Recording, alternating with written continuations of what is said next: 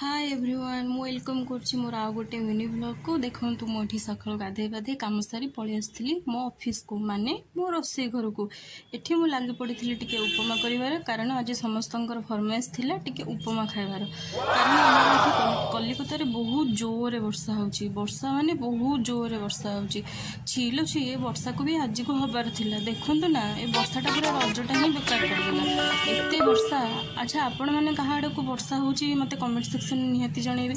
एटा भी ठीक कथा रजर जदि टिके वर्षा न हो ताहले कोन मजा आसीबो देखंतु केमती छता धरिक समस्त जाउचंदी केते मजार सहित एमती करी मु मोर उपमाटी कंप्लीट करी खाई देथिली अन्य मानकु दे देथिली। चलते देखा आम गचर के बढ़िया कखारु फूल होती मुझे काली कखारु डंकाटा देखुली ना तादर आज आम 3टा फूल मो पेट भीतर तो मूषा दौड़े आटा केमती बरा करी खाइबी आ वर्षा पाग को कखारु फूल बरा उफ कि मजा ये देखंतु आम फुलेराणी मामुनु केते काली फोटो उठेइथिला केते सुंदर सुंदर देखंतु आज्ञा मु तादर सब एडिट कर देछि क्लिप टिके टिके छोट छोट आपण माने देखंतु आपण माननकु जदी मो मिनी ब्लॉग टी भल लागिथिबो